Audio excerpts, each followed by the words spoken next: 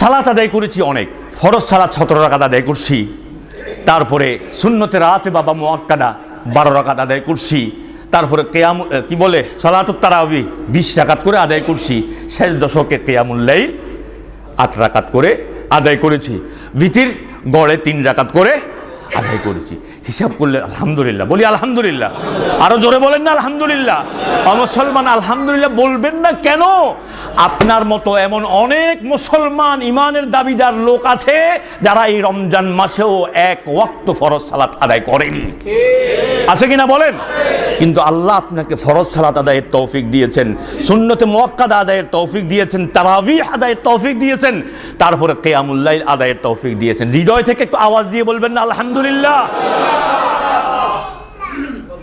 আলহামদুলিল্লাহ, আলহামদুলিল্লাহ। আল্লাহ আমাদের রমজান মাস কেন্দ্রিক সকল সালাতকে তুমি কবুল করে নাও, সকল সালাতকে তুমি কবুল করে নাও।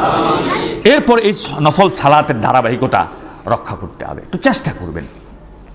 যেমন সালাতুত তাহাজ্জুদটা আমরা এই মসজিদে নফল সালাত বা সুন্নত সালাত আদায়ের গুরুত্ব বিষয়ক সিরিজ আলোচনা করেছি লম্বা, মনে আছে আপনাদের? ওখানে একটা নির্দিষ্ট করে কিয়ামুল লাইল বা সালাতুত তাহাজ্জুদ নিয়ে আমার যতটুকু মনে পড়ে 2-3টে জুমা আলোচনা করেছি। এই সালাতটাকে ধরে রাখবেন।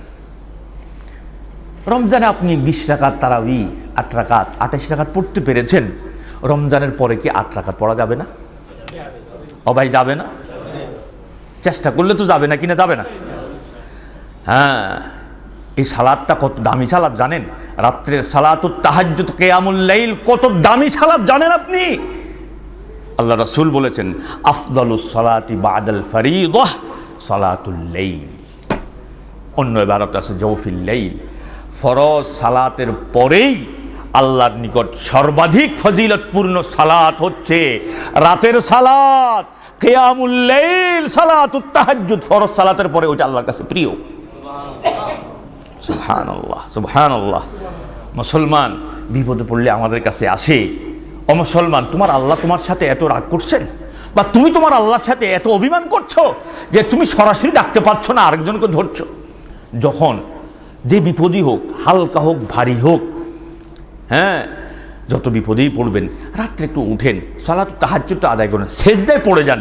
সেজদায় পড়ে চোখের পানি ছেড়ে আপনি আপনার অভিযোগটা, আপনার দরখাস্তটা আপনি আপনার আল্লাহর কাছে পেশ করেন। আমি নয়, আমার চাইতে আরো বড় বুজুর্গ দিয়ে পেশ করাইলে আল্লাহ যা না খুশি হবেন। আপনি পাপী তাপি, আপনি নিজেকে যাই মনে করেন, আপনি যদি সেজদায় গিয়ে আল্লাহর কাছে বলেন, আল্লাহর কসম করে বলছি আল্লাহ রাব্বুল আলামিন তার চাইতে 1000 গুণ বেশি খুশি হয়ে যাবেন, বেশি খুশি হয়ে যাবেন।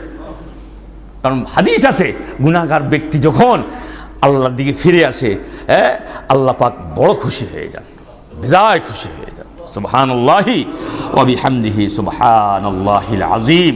তাহলে সালাতুত তাহাজ্জুদ আদায় করার চেষ্টা করবেন। এরপর দৈনিক যে সুন্নতে রাতে বা মুআক্কাদা, এই সালাতগুলোর ব্যাপারে অবহেলা করবেন না।